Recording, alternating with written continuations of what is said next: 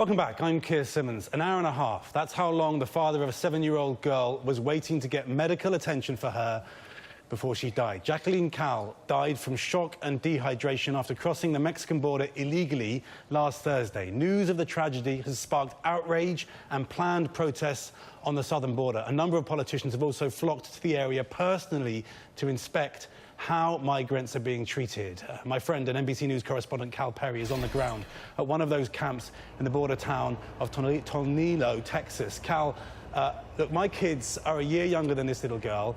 Remind me how old your kids are, and tell me this, my friend. How does any parent find what happened to her acceptable?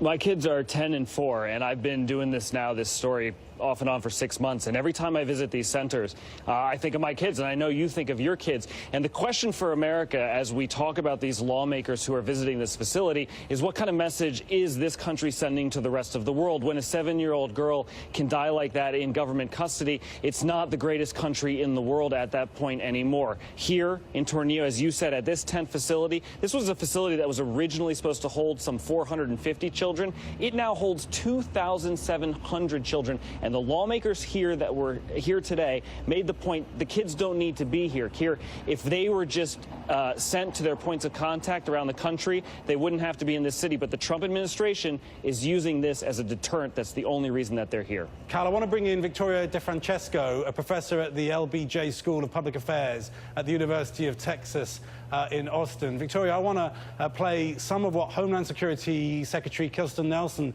had to say about the incident. Take a listen. Well, she said, look, it's heart-wrenching, and her heart goes out to the family. This is just a very sad example of the dangers of this journey, she said, and that this family chose to cross illegally. So effectively, what she appeared to do, and this seems pretty stunning, is blame the families themselves. Indeed, Keir. And what we need to do is contextualize here. So these folks were crossing over illegally, but that is because even though these caravans, and this girl was part of the caravan that were seeking asylum, and the U.S. government, Kirstjen Nielsen, has said you can seek asylum at the ports of entry, but Customs and Border Patrol over the last several months has been doing what is called metering, where they essentially are limiting, they're bottlenecking the number of people who can apply for asylum. They post officers at the land ports of entry, and they turn away hundreds of migrants seeking asylum, only let a couple in, which results of months of waiting time. So these asylum seekers who are desperate to flee the situations they're coming from, end up opting for the more dangerous alternatives, such as crossing illegally through the desert.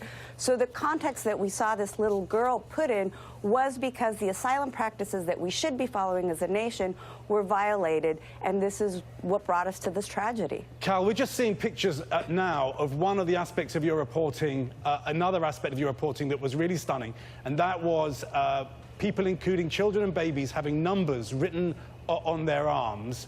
Can you just explain what was happening there and tell us a little bit about what you've been hearing from the folks you've been meeting there?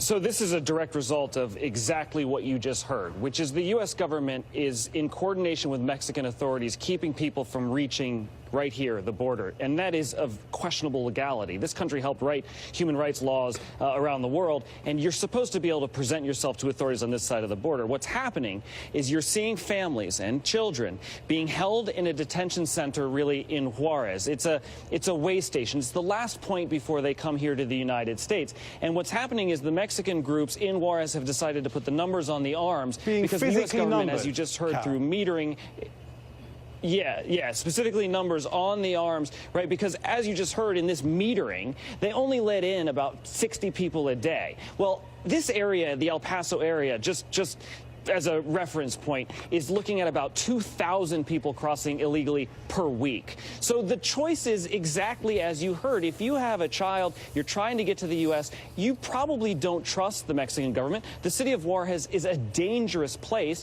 You don't want to wait to cross, so you go to one of these more dangerous points in the desert. The commonality here that runs through all of this is the Trump administration is making things that are not normal. Children behind me in a tent city, that's not normal. It's becoming normal. Kids in a detention center in Juarez with numbers on their arms, that's not normal. It's becoming normal. All of this is a message to the world that America is closed, that Donald Trump does not want our borders open in any way. All right. Victoria, DeFrancesco, and Cal Perry, we should spend more time on this, of course.